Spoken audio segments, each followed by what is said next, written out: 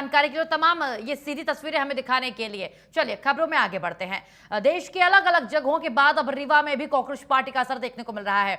युवाओं के हक और रोजगार के मुद्दे पर एक नया राजनीतिक और सामाजिक मोर्चा खड़ा होता दिखाई दे रहा है कॉकरोच पार्टी के रूप में। कॉकरोच पार्टी के उद्देश्य से प्रभावित होकर के रीवा में भी एक बैठक आयोजित की गई है। उन्होंने बताया है कि इस पार्टी का मुख्य उद्देश्य प्रशासनिक और राजनीतिक व्यवस्था में युवाओं के खिलाफ हो रहे अन्याय का विरोध करना है।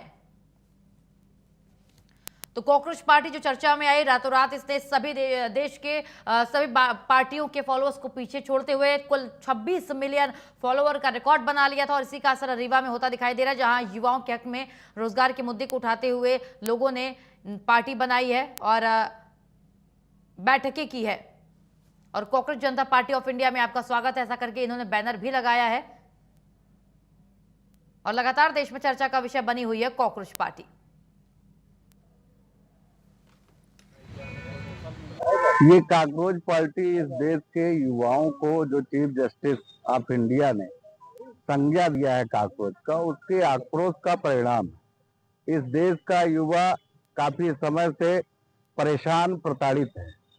रोजगार के लिए यदि कोई कंपटीशन में भाग लेता है तो उसके कंपटीशन निरस्त किए जाते हैं, लेकिन देश का प्रधानमंत्री या शिक्षा मंत्री या जो जिम्मेदार हैं वो नैतिकता के आधार पे उसकी वो नहीं लेते हैं। और इस कारण से देश का युवा कॉकरोच जनता पार्टी की ओर से आंदोलित हुआ है। आने वाले समय में सड़कों में भी आएगा। जहां भी अन्याय होगा, चाहे वो प्रशासनिक अधिकारी करें और चाहे सत्ता में बैठे लोग करें, उसके खिलाफ आवाज को। आगे बढ़ते हैं। गुना में भाजपा के 2 दिवसीय जिला स्तरीय प्रशिक्षण वर्ग के समापन अवसर पर पहुंचे केंद्रीय मंत्री ज्योतिरादित्य सिंधिया। उस समय मीडिया